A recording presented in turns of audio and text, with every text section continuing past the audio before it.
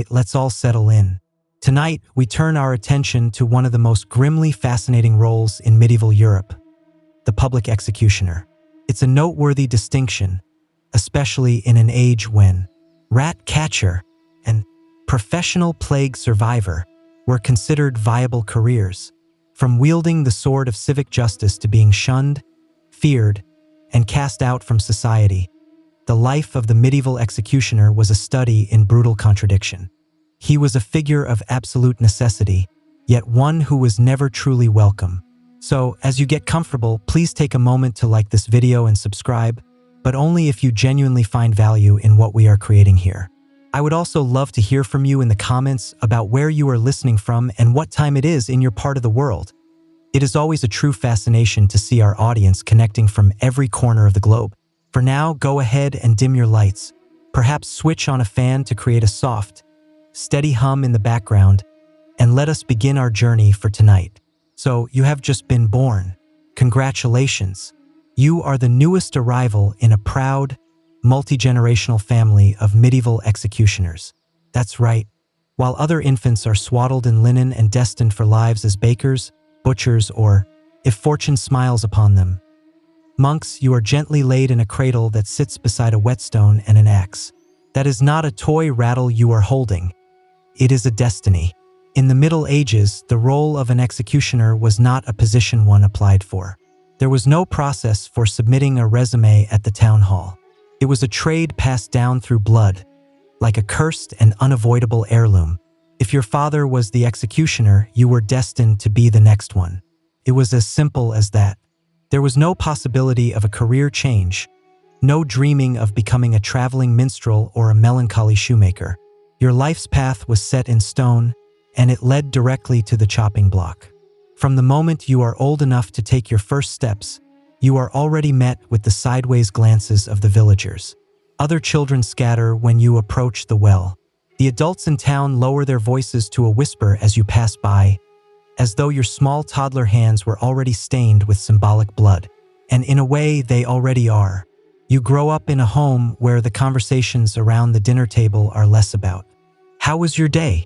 and more about, "How many swings do you think it should take to ensure a clean separation?" There is no escaping this reality. Your toys might be miniature gallows, and your bedtime fables are more likely to include phrases like drawing and quartering than happily ever after. And it is not just the job itself.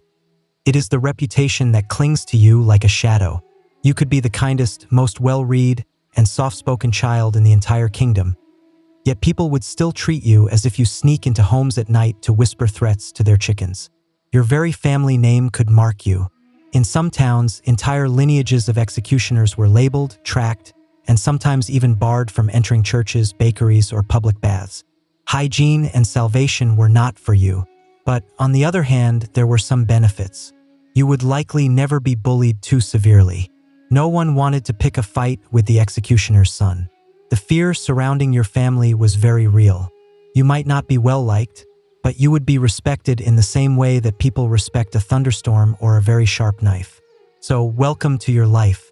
You did not ask for it, but it is yours now, and it will be forever. So you have just been born.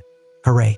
A bouncing baby, a bundle of joy, swaddled in wool, baptized in holy water, and immediately burdened with generations of trauma. You are the newest member of an executioner's family, medieval society's most essential yet least welcome profession. While other children are fated to churn butter or one day inherit a sheep farm, you have been born into the one job that ensures everyone will avoid you like a person coughing during a plague year. Your future is determined. Sharp metal, public spectacles, and a lifetime of being the person no one makes eye contact with, even when you are only 6 years old. And no, you do not get a choice in the matter. Being an executioner is not something you can apply for. There is no medieval job fair with a booth that says, "Do you love justice? Do you hate being popular? Inquire within." If your father swung the axe, then guess what? You will be swinging it once you hit puberty. Even as a toddler, the villagers whisper when you walk past. You have not even performed your first decapitation, and you are already treated as if you bite livestock. The blacksmith's child gets offered candy. You get suspicious looks and an empty space in the church pews. That is, if you are even permitted to enter the church. And what about family dinners? They are less. How was your day? And more. Did you remember to oil the chain on the gallows? Your bedtime stories do not have dragons, unless those dragons are being hanged for heresy.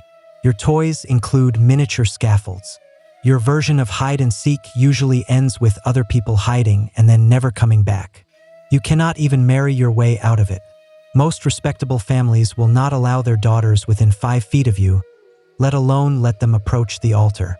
This is probably for the best, since your family name has been whispered like a curse word for the past 3 generations. That is Carl's boy, the one who swung too deep last winter. And of course, there are some perks. No one bullies the executioner's son. Even the local tough guy does not want to end up as your practice. You develop a strong back, a steady hand, and a deadpan expression that gets you out of most social gatherings, which is helpful because you are never invited to them anyway. So there you have it. You are not just born. You are branded. You did not choose the axe life. The axe life chose you, and it has no intention of letting you go. By the time you are old enough to grow a beard or swing a training axe, you have already come to terms with one fundamental truth. The town needs you, but they would prefer it if you stayed out of sight, ideally behind a curtain, over a hill, or behind a moral veil of plausible deniability. As a medieval executioner, you are society's living paradox. You perform the work that no one else dares to do. And for that, you are rewarded with silence, suspicion, and the occasional terrified blessing from a distance of 10 feet. People speak to you as if you are a haunted well, useful in a crisis, but deeply unsettling the rest of the time. Do they need someone to be publicly disemboweled? The town calls upon you. Do they need someone to invite to their daughter's wedding feast? Not a chance. You are the final answer to every problem the sheriff does not want on his conscience.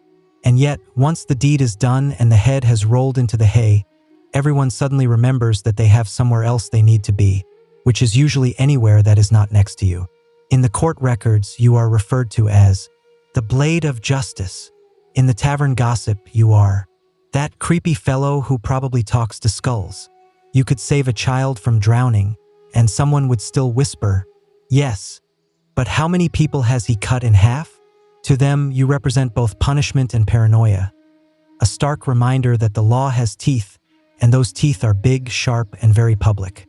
And let's not pretend that it is only the peasants who feel this way. Even the nobles turn up their noses at you. They will pay you in silver and congratulate themselves for upholding justice, but you will never be invited to dine in their halls, unless it is to demonstrate the proper form for swinging an axe between courses. And best of all, if something goes wrong, let's say you botch an execution or someone gets squeamish in the middle of a torture session, it is your head that is on the proverbial and possibly literal chopping block. The same crowd that cheered for your last performance will turn on you faster than a frightened chicken. You are not a man. You are a tool, and everyone pretends that you do not exist unless they need something to be violently removed. So yes, the town needs you, but they would much rather you came in through the back door, wore a hood, and left before the sun came up. While other boys are learning how to plow fields, shoe horses, or, if they are particularly blessed, how to read, your education is a bit more specialized. You are not studying scripture or learning sewing techniques. You are learning how to sever a spine in one clean stroke. Welcome to your childhood apprenticeship, where precision is not optional, and where failure does not just cost lives, it ruins your reputation before you have even had a chance to build one. Your father, or some other grizzled, older executioner with arms like tree trunks, teaches you the sacred art of not messing up in front of a crowd. Because while everyone might pretend that they hate what you do, they will absolutely judge your form, your footwork, and your follow-through as if it were the medieval Olympics. Your curriculum includes chopping techniques, because missing the neck by even an inch can turn justice into a morbid comedy show. You study anatomy, because you need to know which bones are the easiest to break and which ones will make your axe bounce back in a moment of public humiliation. And you learn about stage presence, because let's face it, every execution is a public performance. You are the final act, the main event, the reason that people leave their farms and bring their children to the town square. Think of it as dinner theater, but instead of dessert, there is dismemberment. There is no practice dummy. unless you count the occasional pig carcass or a particularly unlucky rebel. Most of what you learn on the job. And let's be honest, everyone remembers your first time, especially if it does not go well, especially if you freeze or shake or, heaven forbid, take more than one swing. Nothing will haunt you like the memory of a half-beheaded criminal and an impatient crowd. You are trained to be calm, efficient, and unshakable, but no one teaches you how to cope with the psychological toll. There is no medieval HR department, no stress leave, and no self-care scroll on. How to not think about severed heads. You just sharpen your blade, swallow your guilt, and get ready for the next performance. And what do you get in return for your finely honed, lethal expertise? Not admiration, not gratitude, but silence. Maybe you get a few extra coins and the lingering stench of death on your clothes and in your soul. You are not just trained to kill, you are trained to carry the weight of it all quietly. Picture this. It is a sunny morning. The market square is bustling with activity. Bakers are selling bread that smells vaguely edible. Blacksmiths are banging away with impressive confidence. And the butcher is enthusiastically waving a cleaver. Everyone is shouting prices, gossiping, and living their little medieval lives. Then you show up. The crowd parts as if you are carrying the plague in one hand and a severed head in the other. And to be fair, sometimes you are. But even when you are just there to buy some turnips, people scatter like rats fleeing from a torch. You see, executioners were often forbidden or heavily discouraged from even entering public markets. In some towns, you had to wait until after hours to purchase food. In others, you had your own special corner of shame where the vendors would leave your goods out for you to collect, like a cursed medieval version of DoorDash. And why was this? Because apparently, the man who handles legal killings is somehow too unclean to touch a radish. If you dared to mingle with the regular folks, things got awkward very quickly. Merchants would take your coins with a pair of tongs or, even worse, refuse them altogether. You could be holding clean silver, and they would act as if you had handed them a live scorpion that had been dipped in guilt. "Oh no, not from you, good sir. We are, out of cabbage today." Children would be yanked away. People would make the sign of the cross. One particularly dramatic fishwife would spit every time you walked by, not directly at you, but just close enough to make her feelings perfectly clear. Touching the goods was a risky business. If you picked up a loaf of bread, no one else would want it. If you so much as grazed the apples, that entire crate might be dumped into a ditch out of sheer spiritual panic. One brush from your cursed executioner's fingers, and the produce went from farmed to forbidden. Eventually, most executioners learned to send someone else to do their shopping if they could. A relative, a bribed servant, or anyone with a less unsettling aura.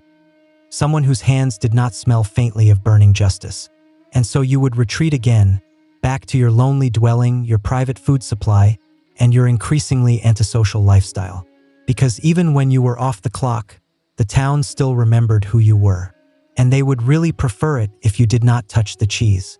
Congratulations, you have your own place. Unfortunately, it is not located in town. It is not even close. Your new address is somewhere beyond the northern gate, past the gallows and next to the wild boars. As a medieval executioner, you do not just get the cold shoulder, you get a full-on banishment by zoning law. You are not allowed to live inside the city walls with the normal people. Instead, your home is somewhere between a hermit's hut and a haunted outpost. You are less of a village member and more of an unpleasant forest NPC. There is a reason for this, of course, a combination of superstition, religion, and good old-fashioned hypocrisy. The same people who hire you to swing an axe at 10 o'clock in the morning do not want to risk your allegedly cursed energy wafting through their neighborhood by 6 o'clock in the evening. Your house is usually located near the execution grounds because that is considered convenient. Convenient for whom, exactly, remains unclear. It is certainly not convenient for you. You live in the shadow of your work, quite literally. The gallows are creaking in the wind, and the crows are eyeing you as if you are next. Sometimes, there are still corpses hanging in view of your breakfast table. Bon appetit. The place itself? It is yours, technically. It is a gift from the city, which is the medieval way of saying, We dumped some lumber in a field and said good luck.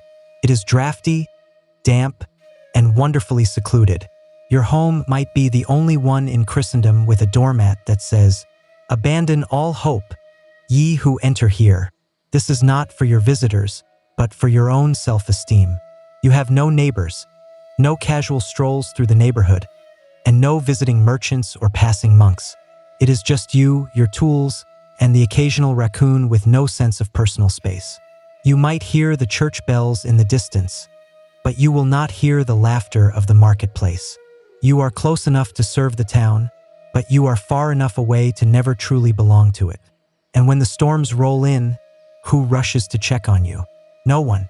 The town forgets that you exist until the next criminal needs a very final solution. So there you live, outside the walls, a man apart, visible only when your presence is required. Like thunder, ominous, functional, and best appreciated from a distance. So you are an executioner. You live outside the walls. Your handshake is treated like a biohazard, and your trips to the grocery store require a great deal of diplomatic finesse. But surely you can find some comfort in your family, right? Well, here is the thing, medieval executioners did have families. They just had a very hard time starting them. You see, once your occupation becomes known, your dating prospects plummet faster than a heretic falling through a trapdoor. No one wants to marry the guy whose job description includes the phrase, "Clean up arterial spray." Respectable families lock their doors when you walk by. Fathers hold their daughters a little closer. Even the town drunk, who once proposed to a goat, looks at you and says, "That's a bit much, don't you think?" So your dating pool ends up being very shallow. Extremely shallow. Often, the only people who are willing to marry executioners are other outcasts. Gravediggers, knackers, lepers, or, if you are lucky, widows whose standards have taken some serious structural damage. Romantic, candlelit dinners? Try having conversations that are whispered in alleys so that no one sees her talking to you. And if you do manage to get married and have children, they inherit your profession like a curse that is sewn into their skin. Your sons are trained from a young age to swing steel with surgical precision. And your daughters, well, they carry your name, which is usually enough to get them socially exiled by the time they are 6 years old. It is not so much a family as it is a legally necessary support staff. Your family cannot attend festivals, they cannot walk through town together, and they cannot pretend to be normal for even a single Sunday. If they do go to church, they have to sit in the back or they do not go at all. Because even salvation has its boundaries. And over time, that isolation takes a toll. You love your children, of course, but you are also passing on to them a future that smells like blood and loneliness. The family tree does not grow. It just repeats itself. The same job, the same shame, the same invisible wall between you and the rest of humanity. There are no proud family portraits, no family crests, just a long line of people who wore hoods not to hide their faces, but because the world never wanted to see them in the first place. So you have done your duties literally all week. You have lopped off heads, you have disemboweled a heretic or two, and you have maybe even cleaned your blade with holy water out of sheer anxiety. Surely, it is time to confess your sins, right? You can light a candle, say a prayer, and start fresh. Well, not quite. In the eyes of the medieval church, you are somewhere between a necessary evil and a walking contradiction. Yes, you enforce divine justice. Yes, you serve the state and you uphold law and order. But also, and this is an important point, you kill people for a living, which inconveniently is a sin. And so, despite doing God's dirty work, you are not exactly welcome in his house. Many executioners were outright denied confession. Some priests simply would not listen. Others insisted that you undergo a ritual cleansing before you could step inside the church, which is tricky, because no amount of soap can wash away a reputation. And do not even think about receiving Holy Communion. That was reserved for those with clean souls. Yours is more of a permanent stain. It is a cruel irony. You kill people with the approval of the state, yet spiritually, you are treated like a man who strangles kittens for fun. Even lepers, who at least had a medical excuse for their condition, were often treated with more compassion. Weddings? Not in the church. Christenings? Maybe, if the priest is having a generous day and half the town is not glaring at him. Funerals? Do not count on it. Some executioners were not even buried in consecrated ground. They were put in the ditch outside the cemetery walls. Prime real estate for exiles, suicides, and people who forgot to pay their tithes. So where does that leave you spiritually? Nowhere comforting. You spend your life surrounded by death, and yet you have no path to forgiveness. You cannot unburden yourself. You cannot cry to a friar or light a votive candle for your sins. Instead, you carry them quietly and heavily. Sometimes you drink. Sometimes you scream into the woods. Sometimes you just sharpen your blade again. Even when you believe that you are doing the right thing, when the law is clear and the trial was fair, you still go home unsure of whether you are damned by man, by God, or by both. Because even in a world where everyone sins, you are the one who has made a profession out of it. There is nothing quite like the pressure of performing an execution in front of a screaming crowd. It is part justice, part ritual, and part public entertainment, and you are the main act. You have to forget about your nerves. You have to forget about the bad weather. The crowd does not care if your wrist hurts, if your stomach is empty, or if your axe is a little dull from last week's double hanging. They came to see a show. And you are the one holding the spotlight and the blade. The goal is simple: one clean swing. A fast, clean beheading is the gold standard. Anything less than that, and the murmurs begin. If you miss by an inch, the crowd gasps. If you take a second swing, they groan. A third? Now they are booing. One of the kids has just started crying. Someone throws an onion. And let's be honest, you feel it too. The shame, the failure, the victim still twitching on the block, the blood spurting in the wrong direction, your boots sticky with regret. You were not trained for this part. The psychological shrapnel that comes from turning someone's last moment into a civic embarrassment. Sometimes the axe gets caught in a bone. Sometimes the condemned person jerks at the last second. Sometimes your hand just slips. And in those moments, your entire reputation and possibly your job hangs in the balance. Because here is the thing. No one cares how hard the job is. They just want it to look easy. Executioners are supposed to be clinical, unemotional, and precise. If you falter, you risk looking weak. And in a world that is obsessed with strength, weakness is contagious. And the rumors spread quickly. He needed 2 swings. His hand was shaking. The guy suffered. You become a cautionary tale that is whispered in the breadlines. Do not end up like that poor soul. Or worse, like the guy who could not even finish the job. So you go home, you scrub your blade, and you relive every mistake, every gasp, and every groan. You replay it in your mind until you are too tired to keep spinning. And even then, it lingers, because in your world, the axe does not just fall on the condemned.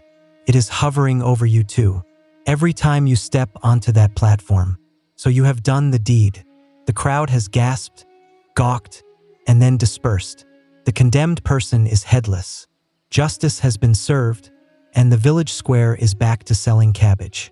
It is time to pack up and head home, right? Not even close. Being an executioner was not just about swinging an axe. That was the dramatic part, the flashy moment. The rest of it was far messier, far quieter, and far more grotesquely underappreciated, because someone has to deal with the body. And surprise, that someone is you. You might be asked to burn the body, to bury it in unconsecrated ground, or to stuff it into a shallow grave under the gallows, the medieval equivalent of a garbage chute. There is no funeral, no ceremony, just the faint hope that the local dogs will not dig it up. And you do not get any gloves or soap or a break. You are effectively the sanitation department of death, the final cleaner of sin, the silent janitor of justice, and no one ever thanks you. In fact, the very same people who were cheering for the execution now avoid you even more, because you smell like ashen entrails. There are also the side jobs, torture, that is on you. Branding criminals, that is you again. Setting up for public shaming, you are the guy with the hammer and nails. Sometimes, they will even have you flog someone while you are reading scripture aloud, multitasking your way through a moral meltdown.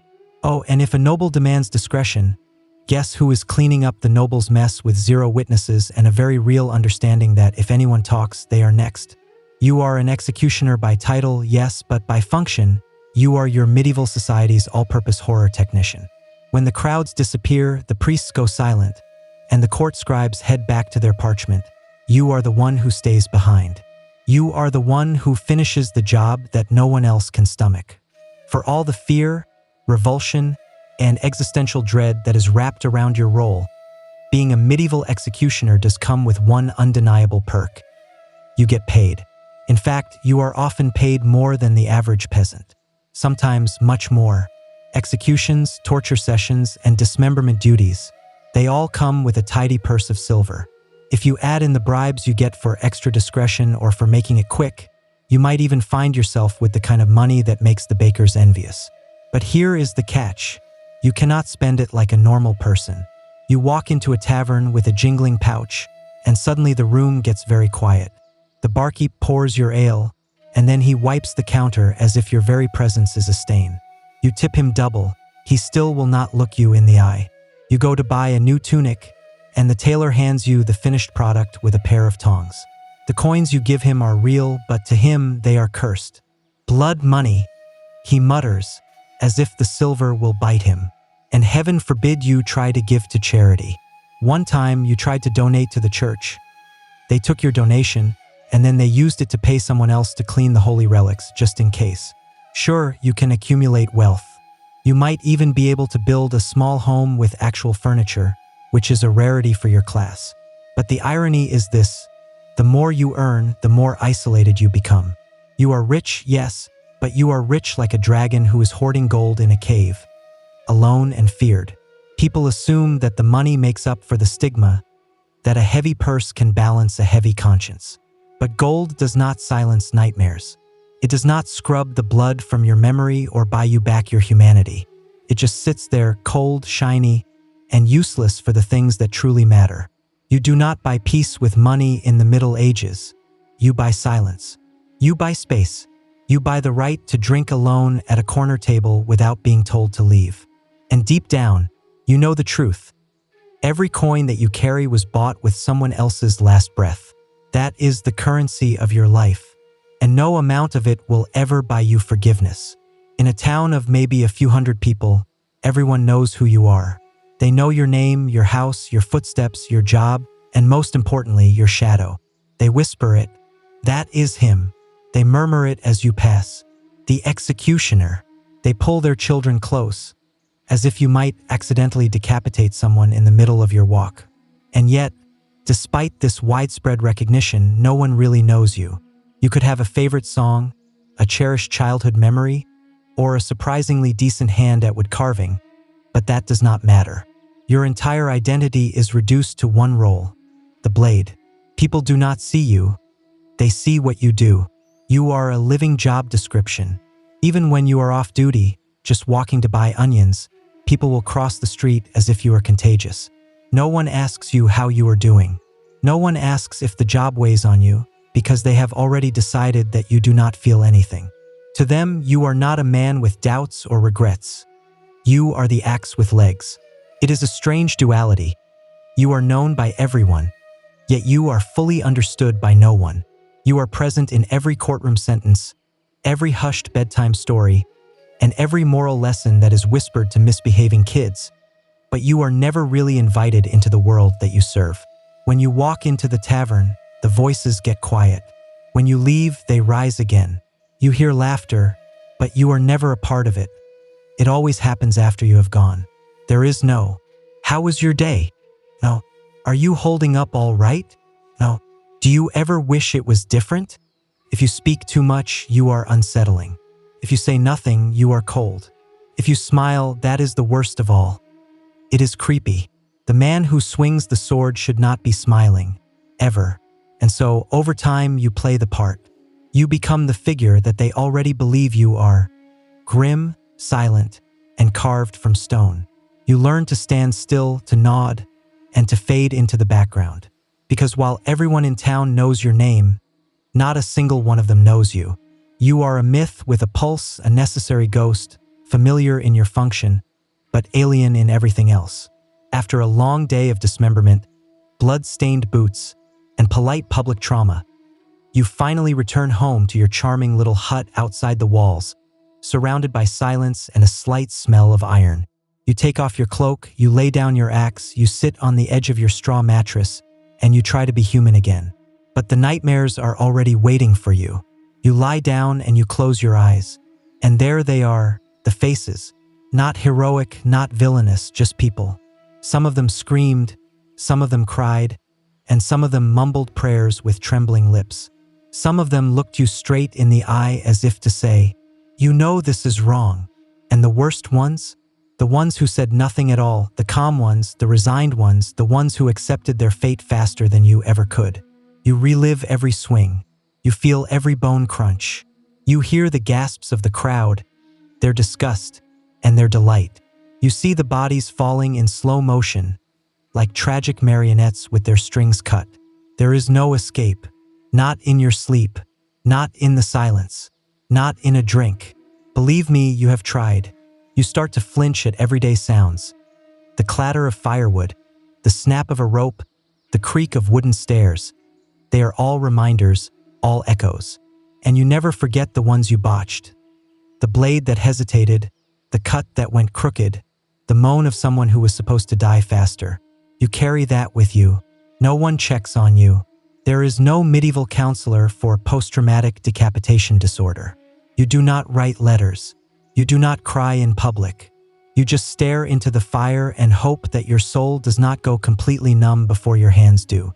Sometimes, late at night, you ask yourself, what if they were innocent? What if justice got it wrong? What if I got it wrong? But you already know that the answer does not matter, because the sentence was passed. The crowd gathered, the axe fell, and the nightmares stayed. You were trained to kill, not to grieve. But your dreams did not get the memo.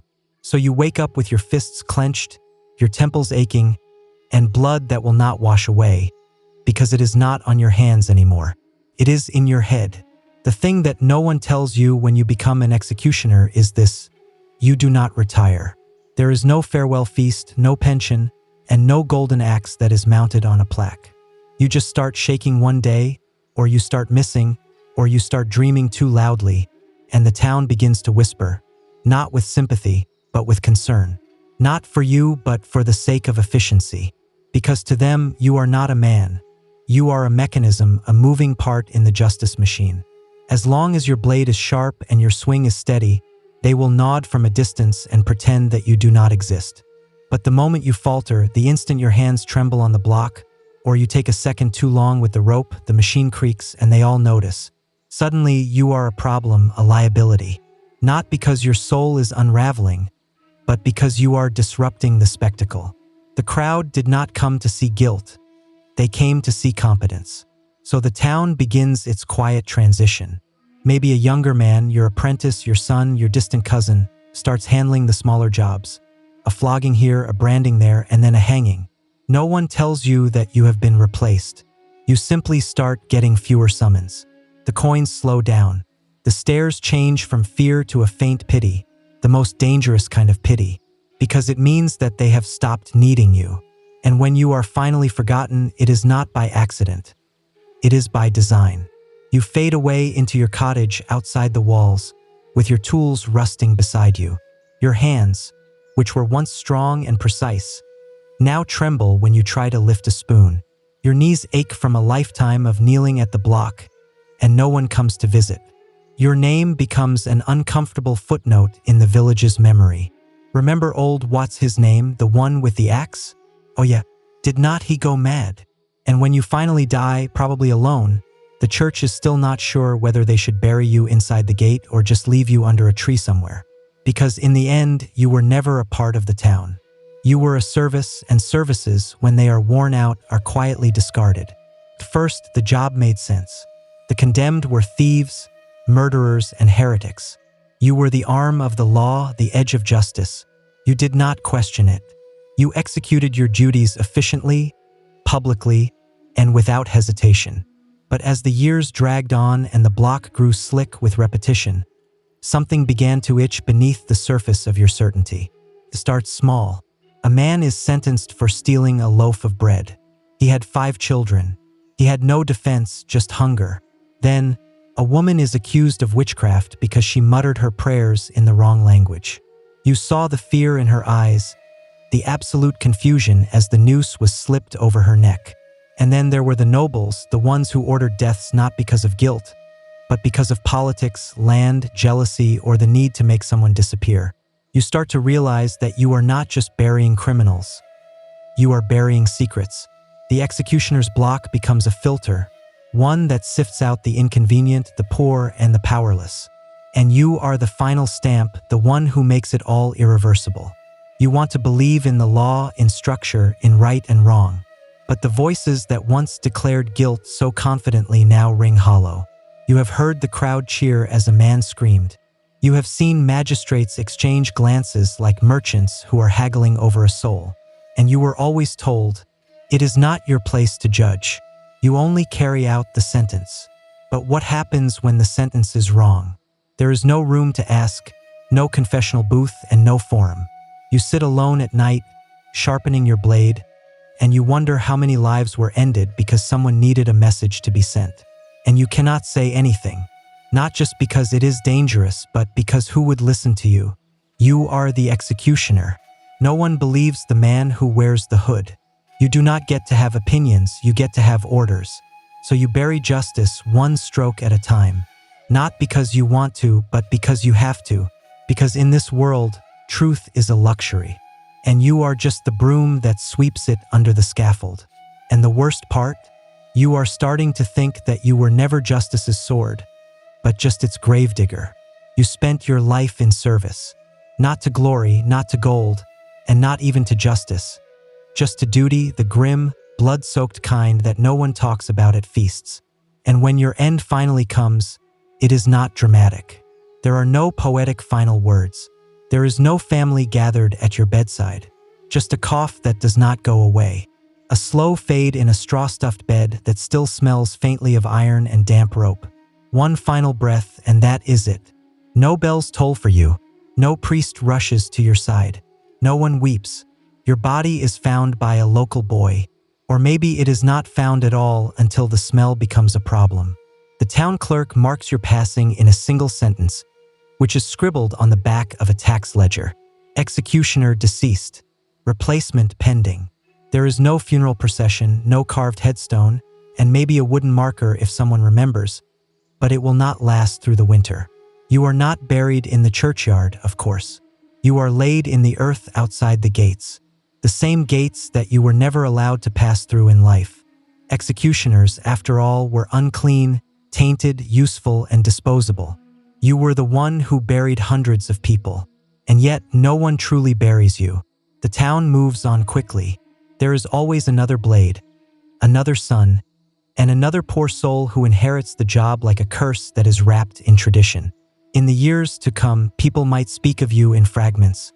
The one who beheaded that baron. Remember the one who drank alone and never looked anyone in the eye. Or worse, what was his name again? Your legacy is not stories or children or peace. It is silence. It is absence. It is the space that you filled that no one wants to talk about.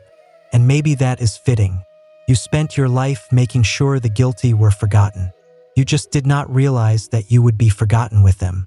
So in the end, your death mirrors your life. Necessary, but never mourned. Because in medieval society, you were never meant to be remembered. You were meant to be endured. And now you are finally not. It all started with water that was running through a ditch. On January 24, 1848, a man named James W. Marshall, who was working on the American River near Coloma, California, looked down and saw something strange that was glinting in the sun. At first, he did not believe it. It was just a tiny yellow flake. Could have been fool's gold. But no, it passed the scratch test. It was real gold. Actual gold. He ran to tell his boss, John Sutter, who was less than thrilled.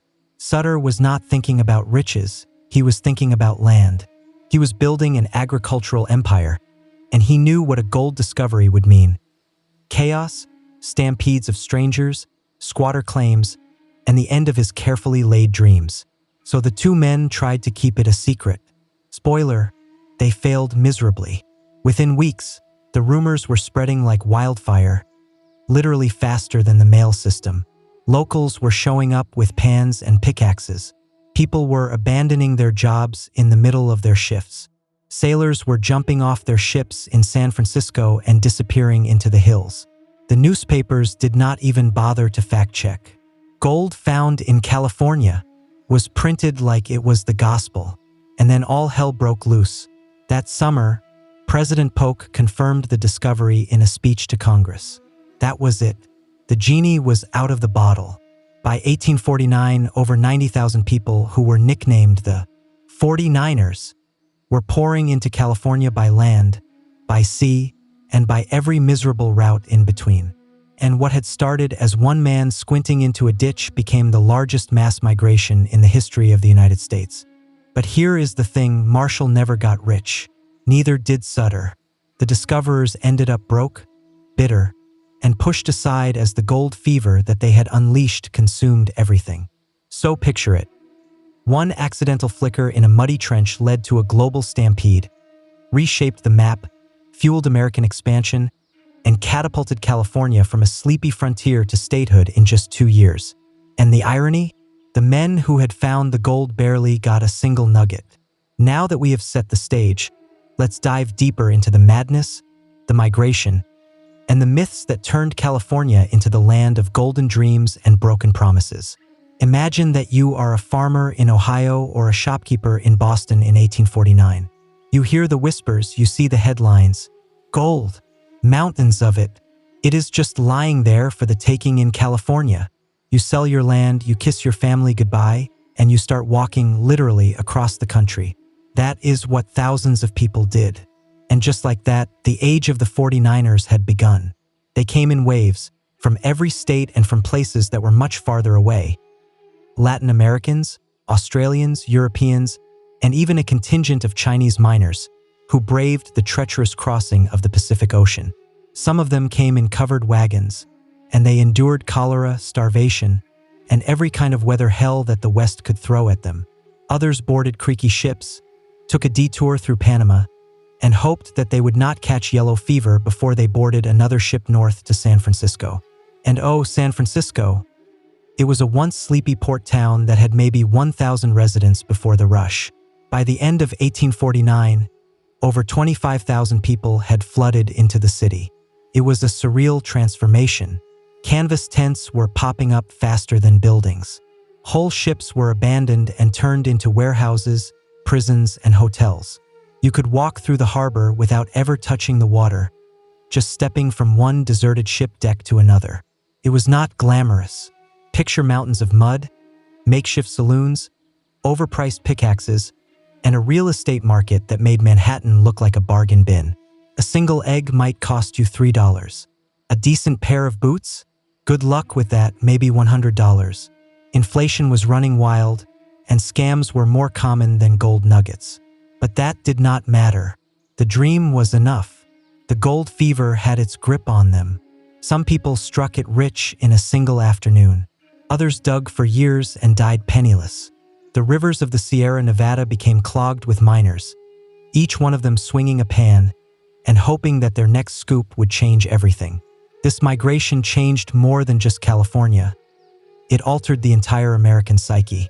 Suddenly, hard work was not just noble. It might make you wealthy. Manifest destiny got a shot of adrenaline. California, which had been barely a blip on the map just a year before, was now the promised land. Of course, when thousands of desperate men pile into the same few valleys with shovels, things get tense. So you have made it. You have walked across deserts, you have survived dysentery, and you have maybe even dodged a few bandits. You have reached gold country. Congratulations. Now the real misery begins. Mining was not a glorious treasure hunt. It was backbreaking, soul-crushing labor. Forget about chests that were full of gold coins. This was hours that were spent knee-deep in freezing rivers, swirling pans of gravel, and praying to find a glimmer. Most people did not. For every lucky strike, there were 1,000 empty pans and 10,000 aching backs. In the early days, it was all about placer mining, scooping up gravel from the riverbeds and letting the water do the work. But as the easy gold disappeared, things escalated. Miners turned to rockers, sluices, and eventually to hydraulic mining. a violent process that blasted entire hillsides apart with water cannons. It tore through the land and it poisoned the rivers. But it got results. The camps were chaos. Imagine a rowdy collection of tents, makeshift cabins, and saloons, all of which were stitched together by desperation and mud. Bathing was optional. Food was scarce. Whiskey was not. Violence was simmering just under the surface. Arguments over claims would turn deadly very quickly, especially when no one trusted the courts and everyone had a shovel. And then there was the disease. With thousands of people who were crammed into unsanitary camps, cholera and dysentery were just a part of daily life. If you did not die from the contaminated water, you might die from a poorly cooked squirrel or from an infection that you got from a minor cut. There were no real doctors, just a few medicine men who had more moonshine than they had medical knowledge. To top it all off, the prices were absurd.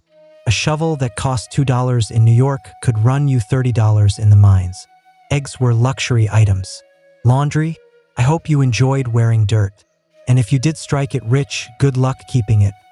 Theft was rampant. One moment, you had a pouch of gold dust.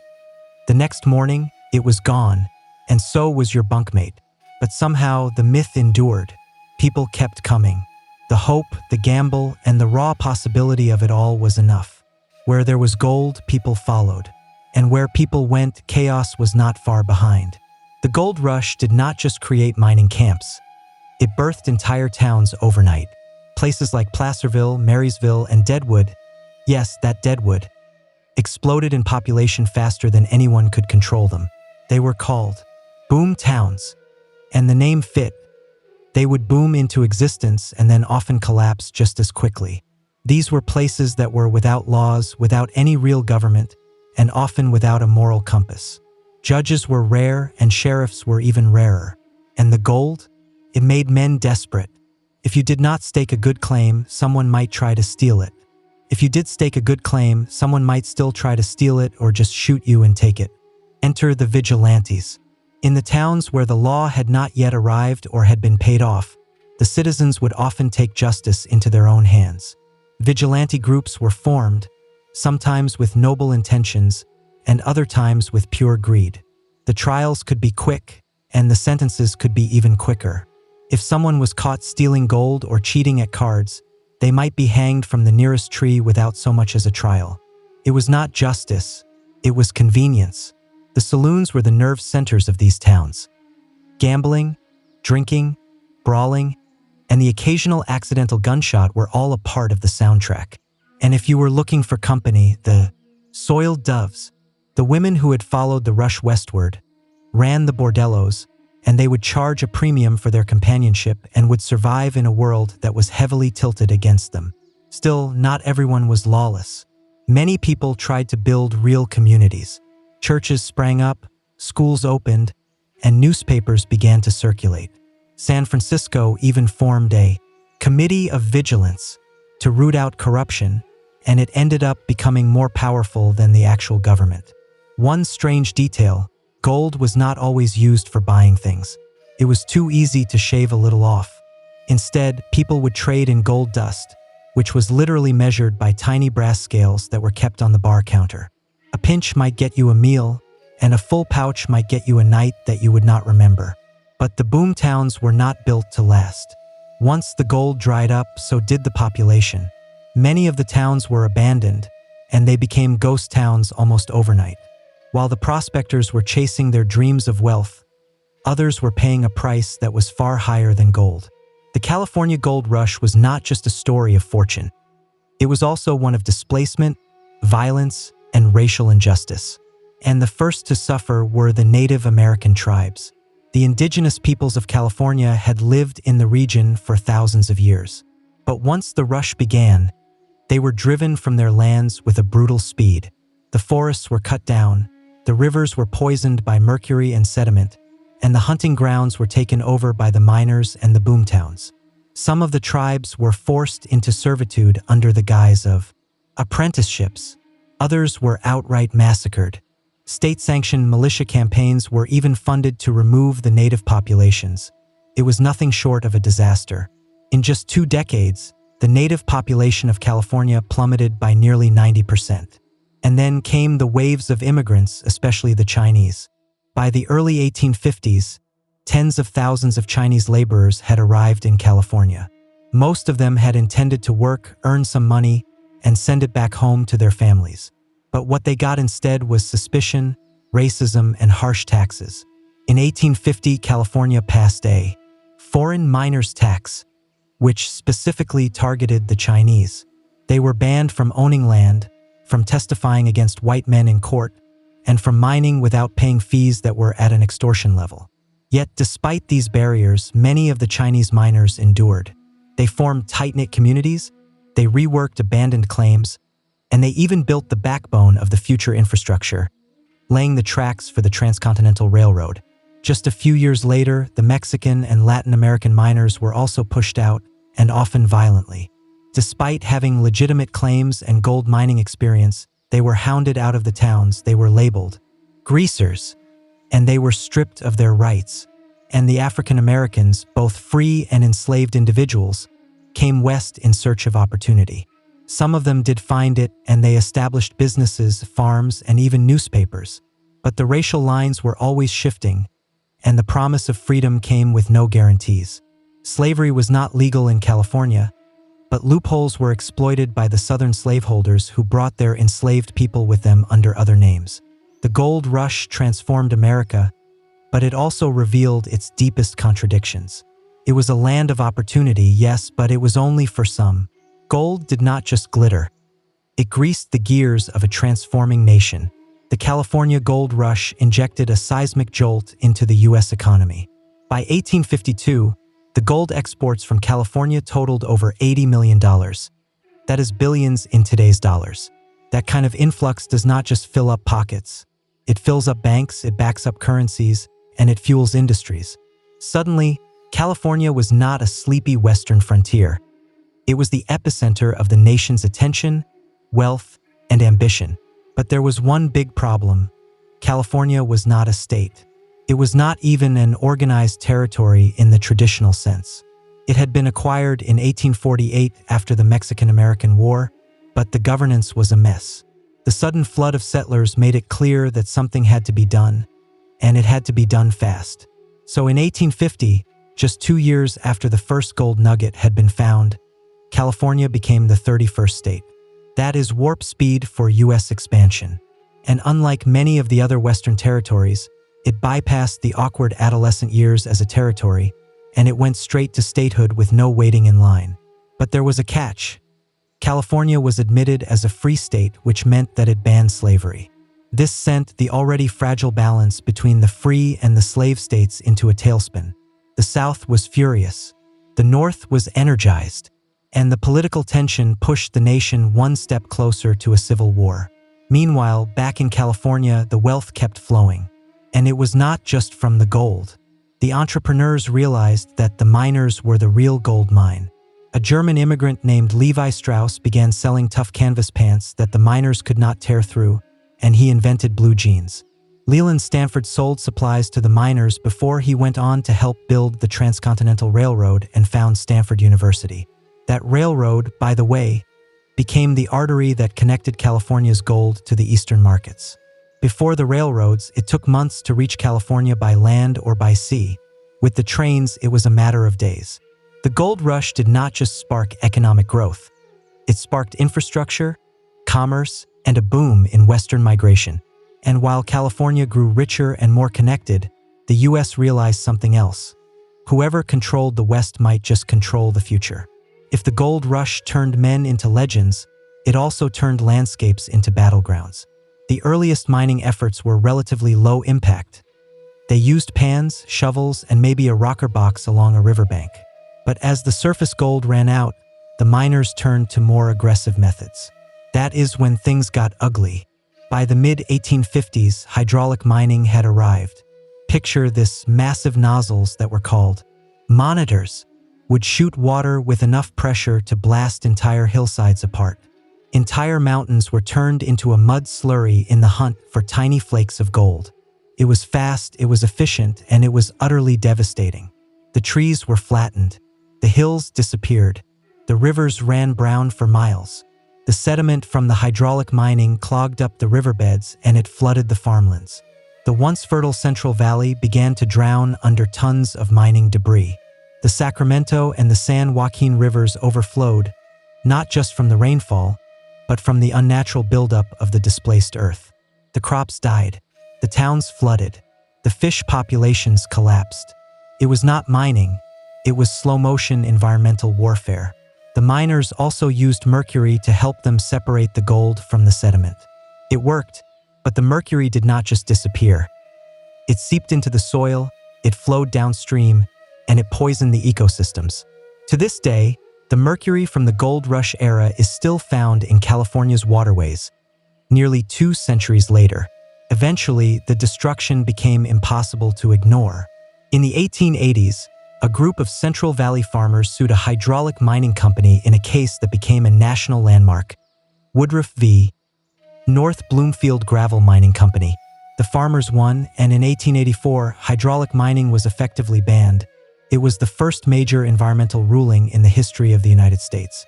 But the damage had already been done. The California landscape had been reshaped, and sometimes beyond recognition.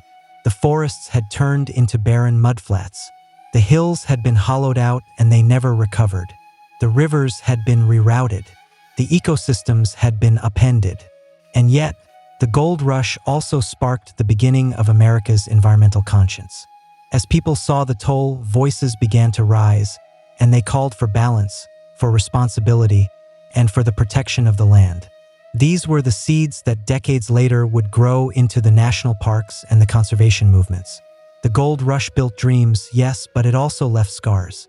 By the late 1850s, the richest gold veins had been tapped. The boom towns began to empty, and the pickaxes were traded in for plows, pens, and printing presses. But the gold rush was not fading. It was transforming. What had started as a chaotic scramble became a powerful cultural myth. The California gold rush etched itself into the American imagination as a story of adventure, freedom, and reinvention. The newspapers would spin tales of lucky strikes and overnight millionaires, while the dime novels would turn the grubby prospectors into the rugged heroes of the West. Of course, the reality was much messier, but myths rarely need facts. The prospector became an American icon, a weathered hat, a long beard, and a gold pan in his hand. Never mind that most of the real miners were broke, or buried in shallow graves. The image stuck. California became synonymous with opportunity. The American dream suddenly had a location. Even the phrases that we still use today were born in this gold-soaked era. Striking it rich, panning for gold, and yes, even the mother lode. They all echo the lingo of the 1850s mining camps. And let's not forget the iconic Levi's jeans, which were born from the rugged needs of the miners and were eventually adopted by the world. The cities like San Francisco leaned into the legend. What had once been a lawless port now rebranded itself as a gateway to success. The tourism pamphlets would speak of gold country, and the old mining towns would begin to stage festivals, reenactments, and parades that celebrated a time that had nearly broken them. The gold rush also deeply influenced American cinema. The westerns would romanticize the lone miner with a heart of gold, who was fending off the claim jumpers and wooing the saloon girls. It was not accurate, but it sold tickets and it helped to cement the frontier myth in the popular culture. But under the glamorized legends lay the harder truths of the environmental damage, the racial exclusion, and the lives that were lost in the pursuit of the fleeting glitter. Still, the dream endured, and perhaps that was the point. Because the gold rush was not just about wealth. It was about hope, the belief that if you were brave or lucky or stubborn enough, you could change your life with a shovel and some grit. The California gold rush officially ended in 1855, but its impact never really stopped. California, which was once a remote Mexican frontier, had become a powerhouse. Within just a few years, it had gained statehood, it had reshaped America's economy, and it had attracted people from every continent. But more than that, it had become a symbol of reinvention, of ambition, and of what might still be buried just under the surface. The population surge did not just bring the gold hunters. It brought builders, teachers, merchants, and dreamers. The former miners started farms, businesses, and newspapers. The infrastructure that was built for the gold was repurposed for growth. The roads turned into trade routes, the camps into cities, and the shacks into homes. San Francisco went from a mud-soaked outpost to a thriving metropolis practically overnight. And the gold rush did not just leave physical scars. It left an emotional blueprint. That same gamble it all attitude would later fuel the rise of Hollywood, Silicon Valley, and the counterculture movements. Whether it was celluloid, silicon, or psychedelics, the idea was the same. Come west, try something wild, and maybe, just maybe, you'll strike gold. Even the tech boom of the late 20th and early 21st centuries echoes the spirit of '49.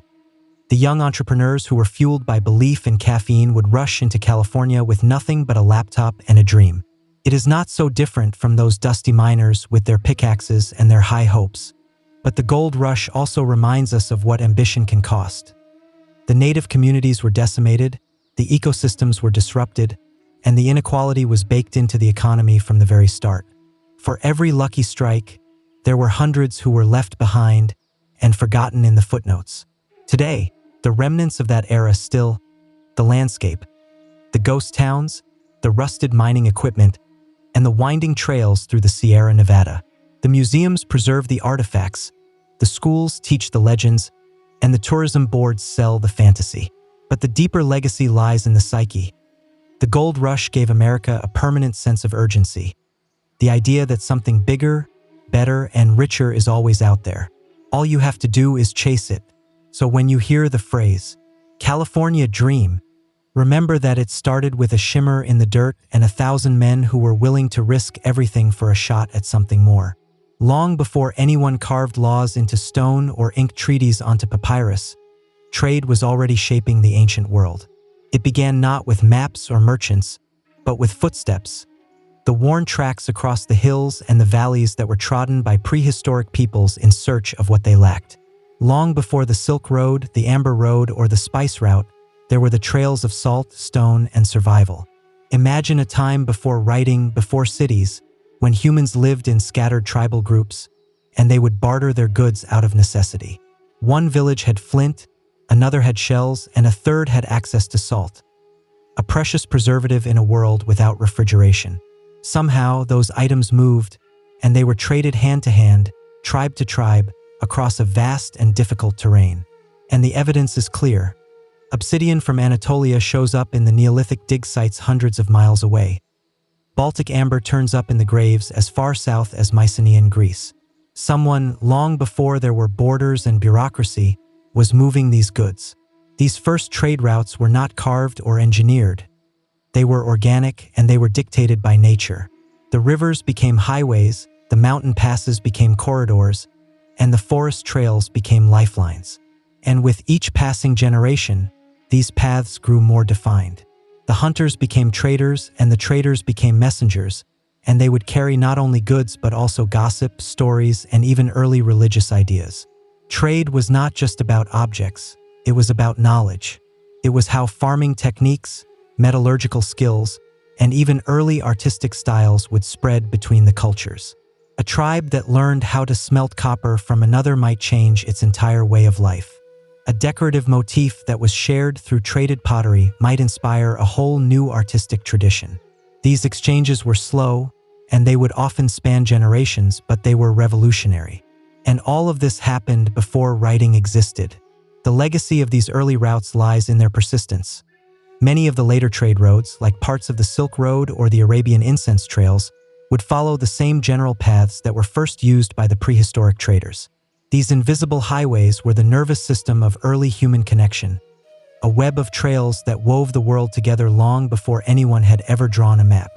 By 3000 BCE, the scattered barter trails of prehistory had evolved into something more sophisticated, a structured commerce between cities, kingdoms, and eventually empires. Nowhere was this transformation more dramatic than in Mesopotamia, the land between the Tigris and the Euphrates rivers. It is often called the cradle of civilization, and it was also the cradle of ancient commerce. The Sumerians, and later the Akkadians and the Babylonians, were not just farmers and builders. They were traders, and they knew the value of keeping records.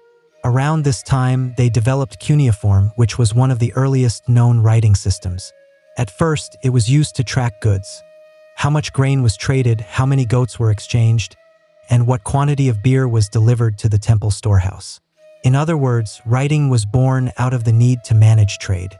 These Mesopotamian cities did not have everything that they needed, so trade became essential.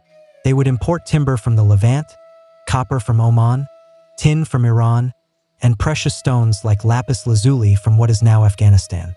In return, they would export textiles, grain, oil, and intricately crafted goods. The merchants who facilitated this trade were not adventurers. They were professionals, and they were often backed by temples or royal houses, with contracts, ledgers, and risk-sharing agreements. Mesopotamia's trade routes extended overland and along the waterways. The Euphrates and the Tigris served as the main arteries, with barges that would ferry the goods between cities like Uruk, and Babylon. The overland caravans of donkeys would carry the goods north to Anatolia or east toward Elam. Trade was not just economic, it was political. Alliances were forged through the exchange. Kings would send gifts to secure peace, and the merchants would act as informal diplomats, and they would carry messages between the distant lands. The concept of a merchant class began to emerge. These were not nobles, priests, or warriors. They were specialists in negotiation, risk, and logistics, and they wielded real influence. In time, their presence became essential to the stability of these early urban economies. Mesopotamia showed that trade could bind cities together, it could create wealth, and it could drive innovation. It transformed the exchange from a necessity to a system, and from handshakes to contracts. While the Mesopotamian merchants ruled the rivers and the overland routes of the Near East, another civilization rose to dominate the seas, the Phoenicians. By 1200 BCE, these master sailors from the Levantine coast, modern-day Lebanon, and parts of Syria and Israel had transformed the Mediterranean into one of history's most active maritime trade networks. The Phoenicians did not build empires through conquest. They built them through commerce. Their city-states, which were notably Tyre, Sidon, and Byblos, were small but fiercely independent, and they shared a common gift: the sea. With narrow strips of land and limited agriculture, these cities turned to the waves for their survival. And they did more than just survive. They thrived. The Phoenician ships were fast, they were durable, and they were ahead of their time. They pioneered the use of biremes, ships that had 2 rows of oars, which made long-distance sea travel more efficient and reliable. These vessels would crisscross the Mediterranean, and they would trade everything from timber and glass to the famed Tyrian purple dye, which was extracted from sea snails and was worth its weight in gold. But perhaps their most lasting legacy was what they carried along with their cargo: the alphabet. The Phoenician writing system, with its 22 consonantal letters, would go on to inspire the Greek, the Latin, the Arabic, and the Hebrew scripts, the backbone of modern written communication. They established trading posts from Cyprus to Carthage, and from Sicily to southern Spain. Carthage itself, which would later become Rome's fiercest rival, started as a humble Phoenician outpost. These coastal colonies created a commercial network that rivaled any terrestrial empire. And the Phoenician trade was not just about moving goods, it was about cultural diffusion. Through their interactions, they would spread technologies, religious practices, and art styles across 3 continents. The Egyptian scarabs ended up in the Iberian graves. The Babylonian cylinder seals were found in the Greek islands. A web of connection grew, and it was tied not by blood or by blade, but by trade. Yet for all of their influence, the Phoenicians left behind few monumental ruins.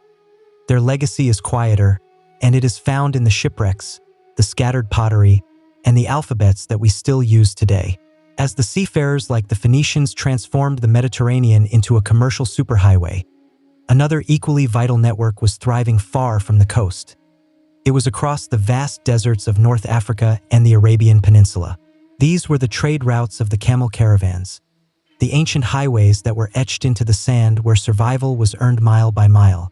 The desert may seem like a barrier, but for the ancient traders, it was a corridor. Long before there were paved roads, the camel caravans connected sub-Saharan Africa with North Africa, the Levant, and Arabia. These routes moved gold, salt, frankincense, myrrh, ivory, slaves, and stories. The camel, which is famously known as the ship of the desert, made it all possible. It was domesticated around 1000 BCE, and the dromedary camel could endure the scorching heat. It could travel for days without water, and it could carry loads of up to 600 pounds. In North Africa, the trans-Saharan trade routes flourished between kingdoms like Ghana, Mali, and later Songhai. These were not barren wastelands. They were networks of oases, market towns, and fortified caravanserais where the traders would rest. They would water their camels, and they would exchange their goods under the starlit skies. The gold from the Niger River basin would travel north, and it was often traded weight for weight with salt, which was a vital resource in the tropics. The salt from the Sahara was cut into massive blocks and it was transported south, and it formed the backbone of the empires. Meanwhile, in Arabia, the incense trade was booming. Frankincense and myrrh, which were harvested in southern Arabia, modern Yemen and Oman, were highly prized in Egypt, Mesopotamia, Greece, and Rome for their use in temples, in medicine, and in burials. The caravans would traverse the Arabian desert along routes like the Incense Road, and they would stop at cities such as Petra and Mecca long before the rise of Islam. These were not quick trips. Some of the caravans would take months or even years. The traders would face sandstorms, bandits, and extreme dehydration, but the rewards were enormous. Cities like Timbuktu, Gao, and Ubar grew rich and influential, and they served as hubs of wealth, culture, and learning. What the desert trade lacked in monuments, it made up for in resilience. These routes connected continents, empires, and faiths. They stitched together Africa, Arabia, and beyond, one hoofprint at a time. No ancient trade network captured the imagination or reshaped the world quite like the Silk Road.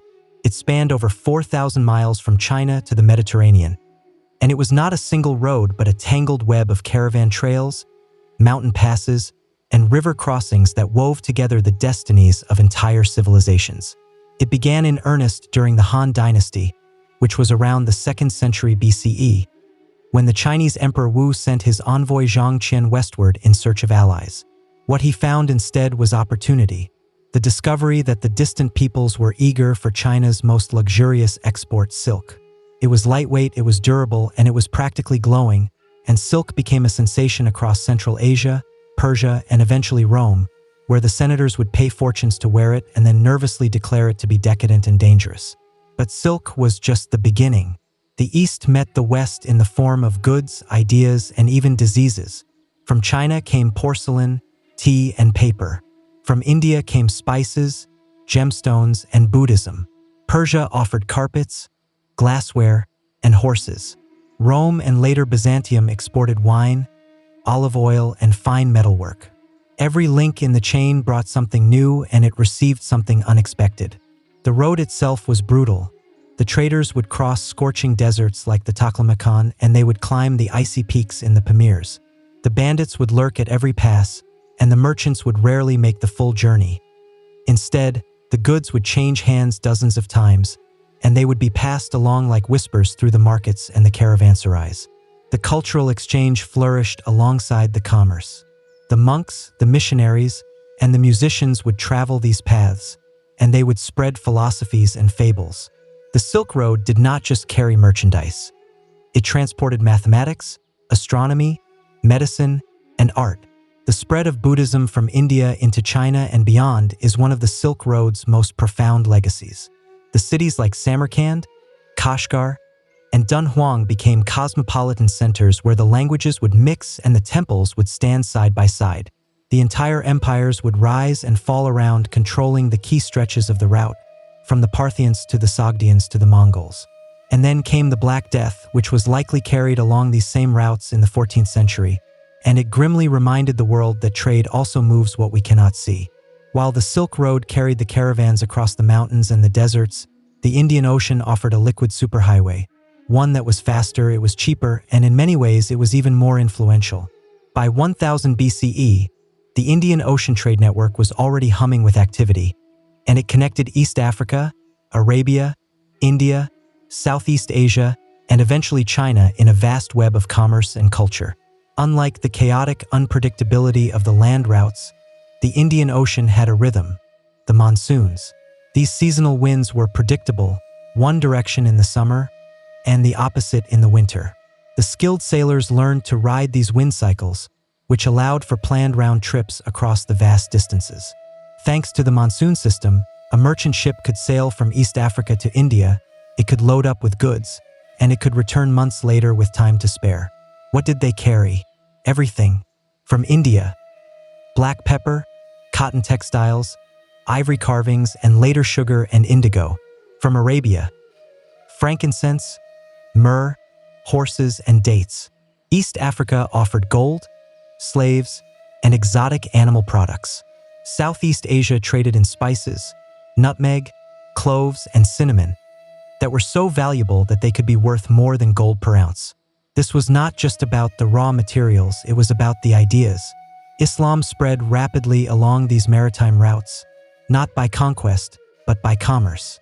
The Muslim merchants established communities in the Indian ports, on the Swahili coast, and as far east as Indonesia. The local rulers would often convert for an economic advantage, and they would embed religion into the trade. The ports like Calicut, Zanzibar, and Malacca became multi-ethnic melting pots. You could hear Arabic, Tamil, Swahili, and Chinese spoken in a single market.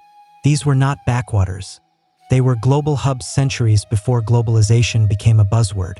The ship technology also advanced rapidly. The dhow, with its distinctive triangular sail, became the vessel of choice. It was agile and fast. The Chinese junks, which were massive ships with multiple decks and watertight compartments, later joined the mix, especially during the voyages of Admiral Zhang He in the 15th century. What made the Indian Ocean trade special was not just its scale, but its collaboration. Unlike the territorial empires on the land, the sea trade relied more on mutual benefit than on brute force, at least until the later European intervention. As the trade routes matured, the powerful empires began to realize something crucial. To control the road meant to control the wealth. From the Persian royal road to Rome's stone highways to the mountainous trails of the Inca Empire, these overland routes became tools not just of commerce, but of dominance, diplomacy, and statecraft. Let's start with the Achaemenid Persians. By the 5th century BCE, their royal road stretched over 1,600 miles from Susa to Sardis. It was the logistical backbone of their empire, and it allowed the messengers, the soldiers, and the merchants to move rapidly across 3 continents. The stations were placed every few miles with fresh horses and guards. A royal courier could cover the entire road in just over a week, which was unheard of for the time. And along with the messages, the merchants would flow too, and they would pay the tolls that filled the imperial coffers. Next came Rome, whose obsession with roads was legendary. "All roads lead to Rome" was not just a saying, it was a policy. The Roman roads were feats of engineering, and they were laid with stone. They were cambered for drainage, and they were marked by milestones. The Appian Way, which was begun in 312 BCE, connected Rome to southern Italy, and it became the prototype for a network that eventually spanned over 250,000 miles. These roads allowed for a fast troop deployment, a tax collection, and, yes, a trade. The goods from the provinces would flow into the heart of the empire. The Egyptian grain, the Spanish silver, the Syrian glass, and the African ivory. Far across the ocean, another road empire flourished. The Incas. Without wheels or horses, they built one of the most astonishing road systems in the world. The Capac Nan, or the Inca Road, spanned over 24,000 miles through the Andes. It linked the empire's mountainous spine from Colombia to Chile. The runners, who were called chasquis, would relay messages and small goods across the suspension bridges and the steep cliffs.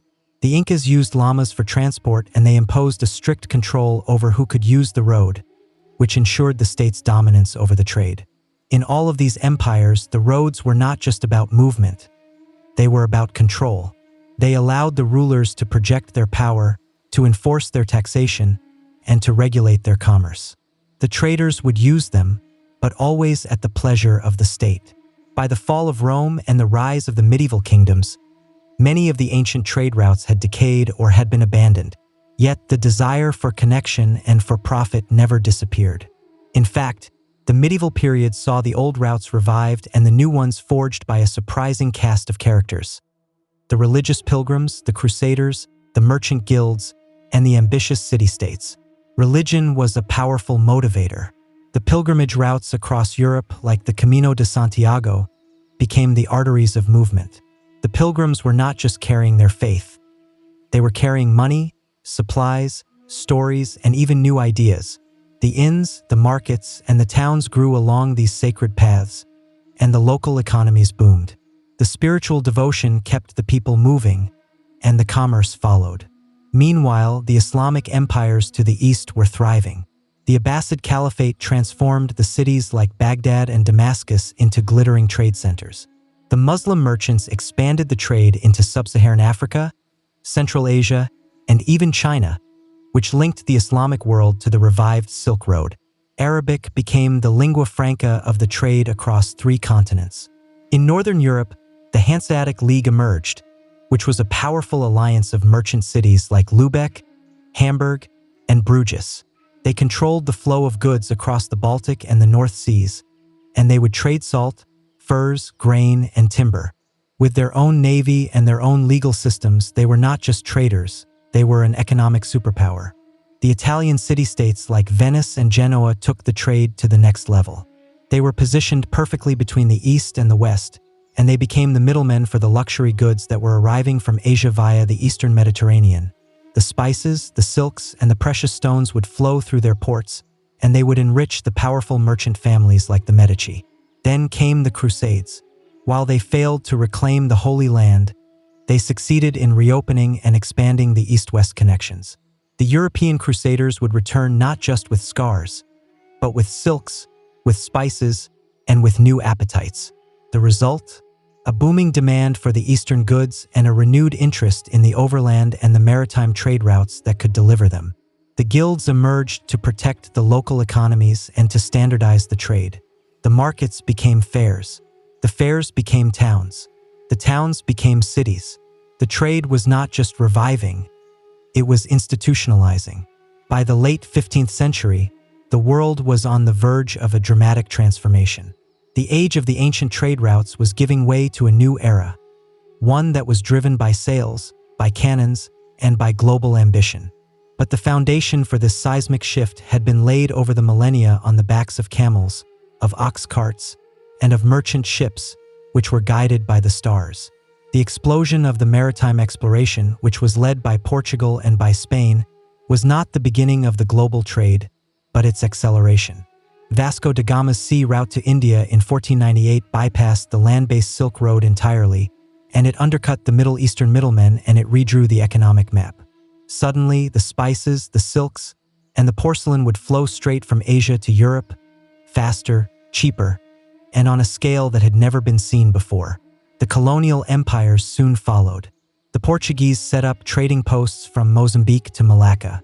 The Spanish sailed west and they discovered the Americas, where gold and silver were extracted in vast quantities, and they were shipped across the oceans. The Dutch and the English were not far behind, and they founded the East India Companies that acted like governments with armies, with navies, and with monopolies on the entire trade networks. The ancient land routes like the Silk Road faded in importance, but their legacy endured in the infrastructure, the language, the culture, and the commerce. The trade hubs like Samarkand and Constantinople, though they were diminished, retained the echoes of their former glory. The new cities rose from their legacy: Amsterdam, London, and New York, which were built on the same principles of connectivity and commerce. The modern trade routes, the railroads, the highways, the air corridors, and the undersea cables still trace the patterns that were established by the ancient traders. Globalization may be powered by algorithms and by cargo ships today, but its DNA comes from the Phoenician sea lanes, the Roman roads, and the Indian Ocean monsoons. And the influence is not just economic. The ideas, the religions, the technologies, and even the diseases all followed the trails of the traders. The compass, the printing press, algebra, coffee, and Buddhism, none of these spread without the commerce. The trade did not just move goods, it moved history. So the next time you see a container ship glide across the ocean or a freight train rattle past, remember that it is not just steel and cargo. It is the echo of a Silk Road caravan, the shadow of a Phoenician galley, the pulse of humanity, forever in motion and chasing not just profit, but connection. Tulum is not your typical ancient Maya city. While most of the Maya centers are buried deep in the jungle, and they are surrounded by a dense forest and hidden temples, Tulum rises dramatically above the Caribbean Sea, and it is perched on a limestone cliff that overlooks the turquoise waves. It is a postcard scene with a powerful history, a sacred coastal outpost that stood watch over both the land and the sea. It is located on the eastern edge of the Yucatan Peninsula, in what is now Quintana Roo, Mexico, and Tulum was one of the last major cities that was built and inhabited by the Maya. Its peak came relatively late, between the 13th and the 15th centuries CE, during the post-classic period, just before the Spanish arrival. But despite its late bloom, Tulum left an outsized mark on the Maya history. Its name means wall in the Yucatec Maya, which is a reference to the thick limestone barrier that encloses the city on three sides. The fourth side? That is the open Caribbean Sea, which stretches endlessly to the east. This combination made Tulum uniquely defensible and symbolically significant. According to some accounts, the city may have originally been called Zama, which means City of the Dawn, and it was likely in reference to its perfect alignment with the rising sun. From its cliffs, the Maya lookouts could spot the merchant canoes that were gliding in from Cuba, from Belize, and even from Honduras. Tulum was a key node in a complex maritime trade network, and it would deal in obsidian, jade, salt, honey, textiles, and dried fish. It connected the inland cities like Coba and Chichen Itza to the sea, and its wealth would flow through both the canoes and the caravans. But Tulum was not just a trade hub. It was a spiritual stronghold.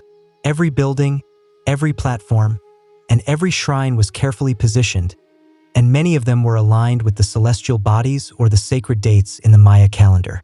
It was a city that watched the sky as much as it watched the surf. And even after the Spanish arrived and the city was eventually abandoned, Tulum was never truly forgotten. Its ruins remained visible from the sea, a haunting reminder to the passing sailors of a civilization that had charted the stars long before the Europeans had arrived. Tulum may appear small when it is compared to the Maya giants like Chichen Itza or Tikal, but its compactness is deceptive. Every structure within its stone walls was placed with a purpose, and it was guided by astronomy, by spiritual belief, and by strategic design. This was not just a city. It was a cosmic map that was carved into the stone. At its core, Tulum's layout reflects a balance between the earthly and the celestial. The city is surrounded on three sides by thick defensive walls, and each of them are up to 5 meters thick and 3 to 5 meters high, which is a clear statement that Tulum was as concerned with protection as it was with worship.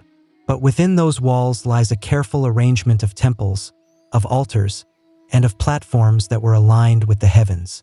The centerpiece of the city is El Castillo, which is not a castle in the European sense, but a temple pyramid that dominates the skyline. It was built on a cliff edge, and it served as both a religious shrine and a lighthouse for the Maya sailors. When the sun rises directly behind it during the key times of the year, it will light up the facade in a perfect symmetry. Some of the scholars believe that it was used to track the solstices and the equinoxes, which allowed the Maya to align their rituals with the rhythms of the cosmos. Next to El Castillo is the Temple of the Descending God, which is named for the carved figure that is above its doorway, a figure with wings and an inverted posture, who is believed to represent a celestial or a fertility deity. This temple faces to the west, and it catches the sunset, and it perhaps symbolizes the transition from the day to the night and from life to death, which were the key themes in the Maya spirituality. Many of the buildings are constructed on raised platforms, and they are oriented along precise axes, which are often northeast-southwest or east-west. These were not arbitrary choices. They echo the Maya obsession with tracking Venus, the sun, and the lunar cycle. Even the doorways and the windows seem to frame the celestial events at certain times of the year. Tulum's planners did not just design a defensible city. They designed a spiritual calendar in stone. It was a place where architecture, astronomy, and mythology would merge into the daily life. Rising above the turquoise sea like a silent sentinel, El Castillo is Tulum's most iconic structure. It is positioned at the edge of a limestone cliff, and it commands not just the coastline, but the heavens. It is a fusion of engineering, of astronomy, and of sacred symbolism. Though it is not as massive as the Great Pyramids of the inland Maya cities, El Castillo was never meant to compete in its size. It was meant to signal. It was built in stages, and El Castillo likely served multiple roles: a temple, a shrine, a watchtower, and possibly even a lighthouse. During the day, its high elevation and its stark stone facade made it visible from far out at sea. For the Maya sailors who were navigating the Caribbean in large dugout canoes, El Castillo marked both a physical and a spiritual harbor, a beacon of protection under the watchful eye of the gods. But it was not just a daytime guide. At night, fires may have been lit in the temple on top of the structure. It was paired with small windows, and it was aligned with the seaward gaps in the reef, and the glow could be used to help the mariners to safely reach Tulum's shore through the narrow breaks in the coral. This would make El Castillo one of the earliest examples of a lighthouse-like structure in the Americas. Religiously, El Castillo was likely dedicated to the diving god or the descending god, a celestial figure who was connected to Venus, the planet that played a central role in the Maya cosmology. The Maya believed that Venus influenced warfare, agriculture, and the calendar. The structures like El Castillo were used to track its appearances in the sky. During the specific dates in the solar and the Venusian calendars, the sun would rise or set directly in line with the temple, and it would bathe it in a radiant light, a moment of cosmic synchronization. The temple itself is modest in its size, but it is elevated for a maximum visibility. Its stairways and its niches suggest that the rituals were held on top, where the priests would perform ceremonies that were visible from the plaza and the coastline below. Unlike the massive ceremonial complexes that were inland, El Castillo was not about grandeur. It was about function, guiding the ships, channeling the solar energy, and connecting the sea with the sky. It is tucked near the center of Tulum's ceremonial core, and it is one of its most fascinating and spiritually charged buildings, the Temple of the Frescoes. Unlike the imposing height of El Castillo, this structure draws the eye not through its scale but through its intricate detail. It is a multi-level temple complex that is rich with symbolism, with iconography, and with some of the finest surviving Maya murals on the Yucatan coast. The temple served a dual purpose as a shrine and as an observatory. The upper level likely functioned as a ritual space for the priests, while the lower chamber housed the painted murals and the stone carvings that brought the Maya cosmos to life. Though the weather and the time have eroded many of the original pigments, enough detail remains to offer a stunning glimpse into the Maya spiritual thought. Inside, the frescoes depict a pantheon of gods, of deities, and of supernatural creatures. The most prominent among them is the descending god, who is often shown upside down, a rare and an intriguing figure in the Maya art. This god, who is associated with Venus, with fertility, and possibly with bees, appears in multiple places throughout Tulum, which reinforces his importance to the city's identity. The murals also show scenes of creation, of underworld journeys, and of cosmic battles. The sky bands, the earth monsters, and the celestial symbols swirl together in a painted narrative that reflected the Maya view of a multi-layered universe. For the Maya, the world was divided into three parts: the heavens above, the earthly realm, and the watery underworld below, all of which appear in these frescoes in a striking visual form. On the exterior, the temple is adorned with stucco masks and niches. Some of these likely held offerings or small idols. The columns support the portico, which gives the structure an almost Greco-Maya appearance, a rare architectural feature in this region. Astronomically, the Temple of the Frescoes is thought to have been aligned with the key solar events.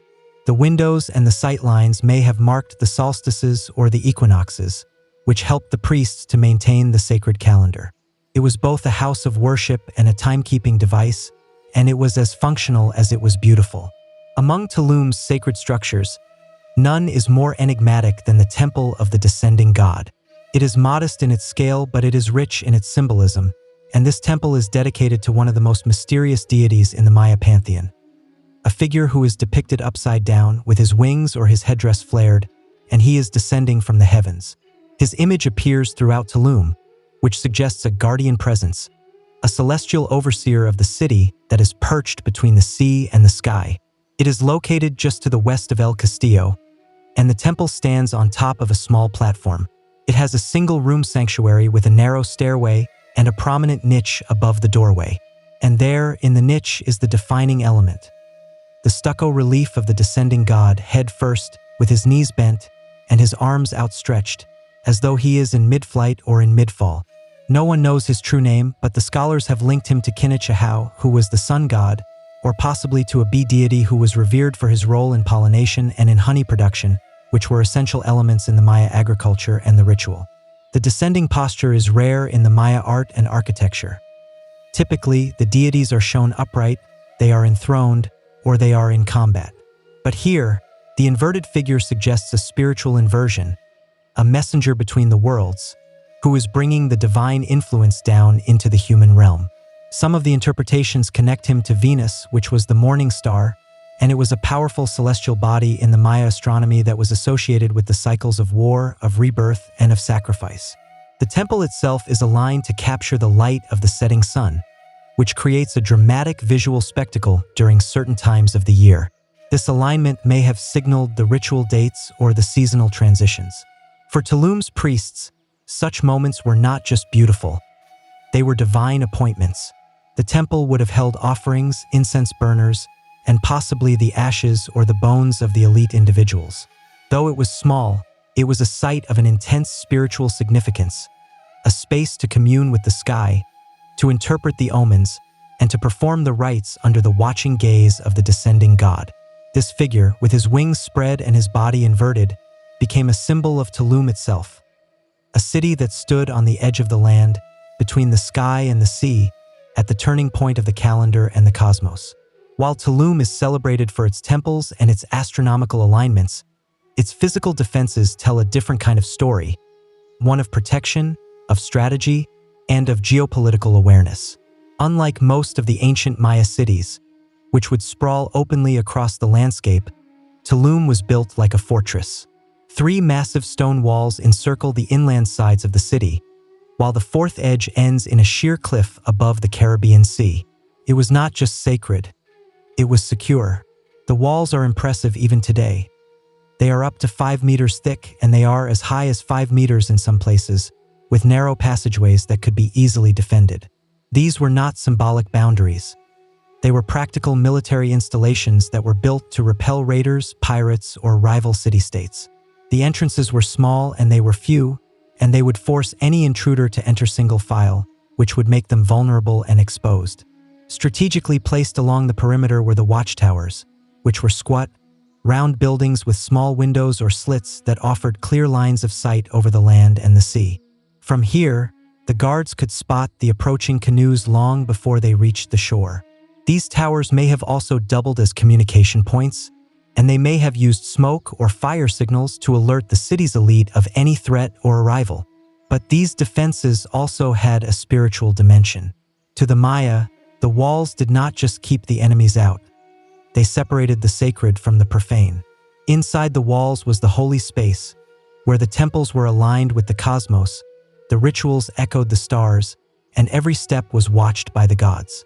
Outside was the wilderness, the unknown, and the unstable world of politics and warfare.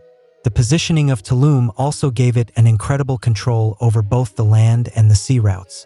It lay along the Maya coastal trade network, which was a major artery for the goods that were moving up and down the Yucatan Peninsula. The salt, the honey, the jade, the obsidian, and the cacao would pass through its gates. Any merchant who was sailing the coast would see Tulum's cliffside silhouette long before they reached it, a powerful reminder of its power and its protection. In Tulum, strength and sanctity were never far apart. Long before there were colonial ports and international harbors, Tulum was a thriving maritime trading post, a coastal checkpoint that linked the inland Maya cities with the Caribbean world. Its location was not chosen for its beauty alone. It was strategically perched above the sea, with an access to sheltered landing beaches, and Tulum was built to connect. The Maya were expert seafarers. They would carve massive dugout canoes from the ceiba trees, and some of them were large enough to carry 20 to 30 people and hundreds of pounds of cargo. These vessels would paddle up and down the Yucatan coastline, and they would travel as far as modern-day Honduras to the south and the Gulf Coast to the north. With the prevailing currents and the consistent trade winds, the Maya merchants would follow the well-established maritime routes that turned Tulum into a key stop. The goods would flow in from every direction. From the inland highlands came the obsidian, the jade, and the cacao, valuable items that were used in ritual and in elite exchange. From the coastal regions, the merchants would bring salt, dried fish, cotton textiles, honey, feathers, and shells. Tulum did not produce all of these items itself. Instead, it served as a distribution point where the goods could be stored, they could be taxed, and they could be redirected along the network. What made Tulum unique was its combination of a sea access and a defensive structure. Unlike the open coastal towns, Tulum had walls. This meant not just a protection from the raiders, but also a control over who came in and who went out. The goods were monitored, the elites would collect the tribute, and the priests would likely bless the transactions, which reinforces the idea that the trade and the ritual were closely intertwined in the Maya society. The foreign merchants may have passed through as well. Some of the ceramic styles and the imported objects suggest a contact with other Mesoamerican peoples, including those from central Mexico and the Gulf Coast. Tulum was not isolated. It was plugged into a regional system that pulsed with an economic, a cultural, and a spiritual energy. The canoes would likely pull into the small landing beaches just below the cliffs, where the goods would be offloaded and they would be carried up into the city. From there, they could be exchanged, they could be stored, or they could be carried inland by human porters to the major cities like Koba. Tulum was a crossroads not just of geography, but of identity. For centuries, Tulum thrived as a sacred stronghold and a bustling trade port. But like all the great cities, its dominance eventually faded. By the time the Spanish arrived in the early 16th century, Tulum was still standing, but it was already in decline. Its walls were still intact, its temples were still visible from the sea, but its golden age was clearly behind it. So what happened? Tulum's decline was likely gradual, and it was not catastrophic. There is no evidence of war or of violent destruction, and no signs of a mass fire or an invasion. Instead, it seems that the city slowly lost its strategic importance. As the trade networks shifted and the larger inland centers like Chichen Itza and Mayapan rose and fell, Tulum's influence began to wane. The economic arteries that had once flowed through its gates may have been rerouted elsewhere. There is also the broader context of the Maya civilization. By the late post-classic period, many of the Maya cities were already experiencing a political fragmentation, shifting alliances, and declining populations. The environmental stresses, which included droughts and soil exhaustion, likely contributed to the instability across the Yucatan. These factors would have rippled out to Tulum, even if it was more coastal and less dependent on agriculture. Then came the Spanish. In 1518, the Spanish explorer Juan de Grijalva sailed past Tulum. His crew noted the city's tall stone buildings and its imposing walls. They were struck by its scale and its structure. A few years later, during Hernán Cortés's expedition to Honduras, the Spanish again passed by Tulum, and they remarked on its beauty and the towering temple that stood like a sentinel over the sea. But they did not stop to conquer it, not right away. By the end of the 16th century, however, Tulum was abandoned. Whether it was through disease, the disruption of the trade, or the cultural upheaval that was brought by the colonization and the Christianity, its people gradually left. What remained were the empty temples, the wind-worn walls, and the echo of the rituals that were once performed under the stars. Yet Tulum never fully disappeared. Unlike many of the jungle-wrapped Maya ruins, it stood exposed, and it was visible from the water, a ghost city on the cliff. The sailors would pass it for centuries, and its silhouette was a marker of a world that had slipped into memory. Long after its last incense had burned and its final traders had departed, Tulum stood silent above the sea, not lost, but waiting. Unlike the jungle cities like Palenque or Calakmul, Tulum was never completely buried. Its cliffside perch kept it visible to the sailors and the locals alike. But it was not until the 19th century that it re-entered the world's historical imagination. In 1842, two explorers, John Lloyd Stephens and Frederick Catherwood, arrived in Tulum during their now-famous expedition through the Maya world. Stephens, who was an American diplomat, and Catherwood, who was a British artist, were among the first Europeans to document the ruins in detail. Catherwood's illustrations of El Castillo and the Temple of the Descending God mesmerized the European readers, and Tulum quickly gained fame as one of the most photogenic and accessible of the Maya sites. The archaeological work increased in the 20th century. The Mexican government began preservation efforts, and they stabilized the structures and they cleared the vegetation. Unlike the deeper jungle ruins, Tulum was relatively easy to access, and it soon became a popular destination, not just for the historians but for the tourists, the photographers, and the spiritual seekers. Today, Tulum is one of the most visited archaeological sites in Mexico. Thousands of people walk through its stone gates each day, and they pass the temples that once aligned with the stars and the walls that once defended the sacred ground.